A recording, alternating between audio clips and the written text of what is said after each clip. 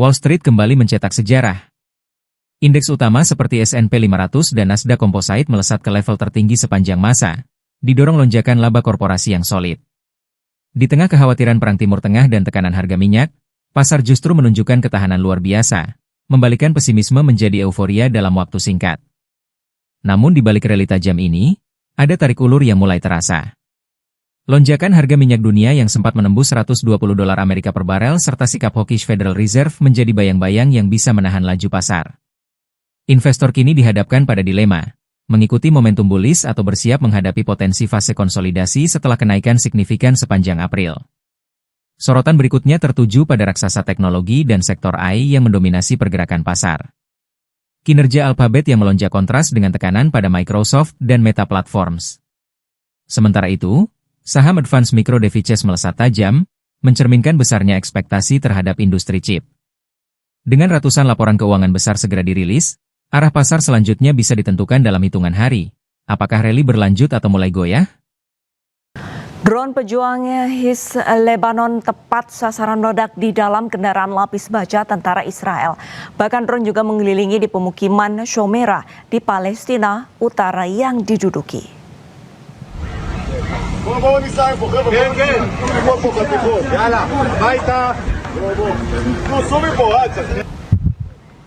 Eskalasi di perbatasan Lebanon Selatan mencapai titik baru yang mengkhawatirkan bagi militer Israel.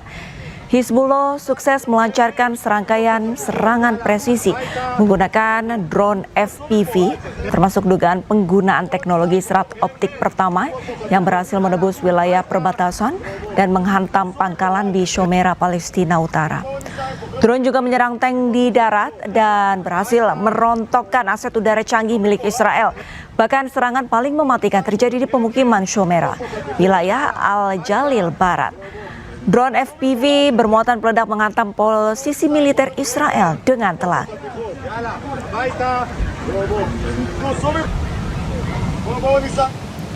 Presiden Asosiasi Sepak Bola Palestina Jibril Rajub bersitegang dengan pejabat sepak bola Israel Basim Sheikh Suliman ketika Kongres FIFA di Kanada. Jibril Rajub juga menolak berfoto bersama Suliman.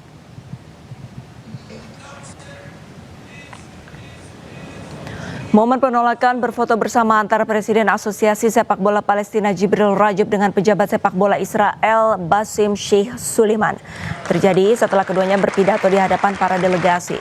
Presiden FIFA Gianni Infantino kemudian mengundang keduanya berdiri di panggung, namun Rajub menolak ajakan tersebut dan terus menolaknya dalam berbagai upaya. Bahkan Rajub berteriak, "Kami menderita," sambil menolak Infantino.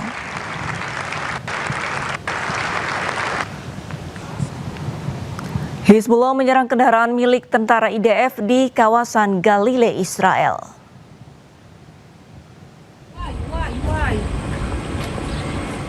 Balasan serangan pejuang Hizbullah menargetkan markas militer Israel. Serangan Hizbullah terekam kamera warga terjadi di wilayah Galilea, Israel. Asap tebal terlihat di kejauhan yang diduga telah menghantam kendaraan milik tentara IDF.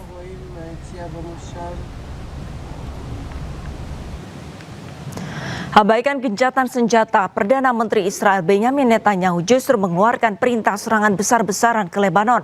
Terbaru, tentara Israel menghancurkan rumah di Lebanon yang diklaim tertanam peluncur roket milik Hizbullah.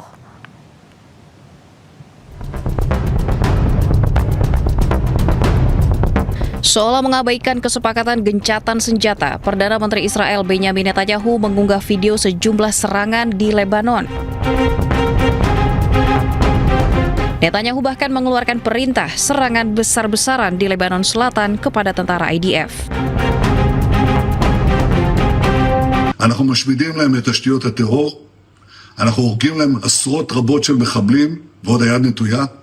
אנחנו פועלים בתוך רצועת הביטחון, דרומית לליטנית, צפונית לליטנית, בבקה בצפון לבנון. ונתתי הנחיה לפני כמה שבועות על פרויקט מיוחד לחסל את איום הרחפנים.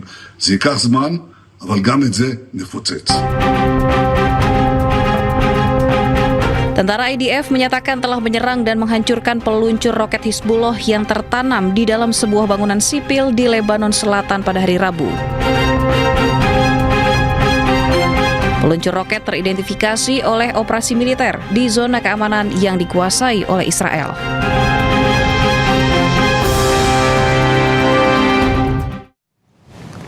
Di tengah gencatan senjata, Israel terus membombardir Lebanon. Mirisnya, tentara Zionis Israel menyasar bangunan sipil, bukan militer. Serangan rudal Israel terus menghujani Lebanon, khususnya Lebanon Selatan. Kali ini Israel menyasar sebuah restoran terkenal di Lebanon bernama Al-Shfina yang berada di kota Nakura. Serangan ke Lebanon terus dilakukan Israel di tengah gencatan senjata yang telah disepakati. Padahal pada 24 April 2026 Presiden Amerika Serikat Donald Trump mengumumkan perpanjangan gencatan senjata selama 3 minggu.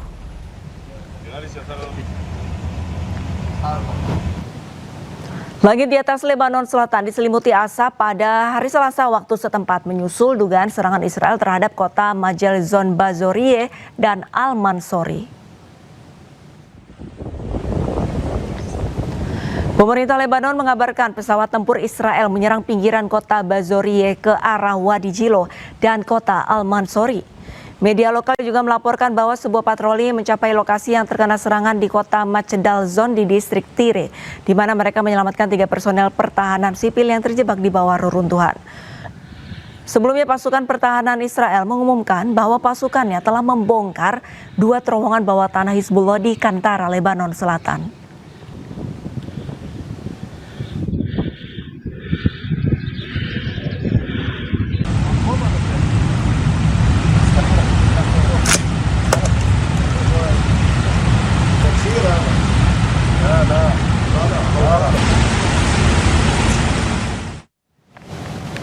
PBB menuding Israel melakukan 149 serangan terhadap layanan kesehatan di Lebanon yang menewaskan 100 orang. Situasi di Lebanon dinilai PBB sangat rapuh karena serangan Israel menyasar fasilitas publik termasuk para medis.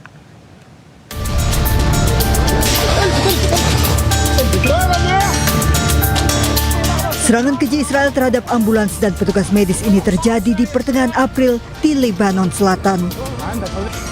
4 para medis yang tengah melakukan penyelamatan tewas di mana ledakan menghantam dekat ambulans.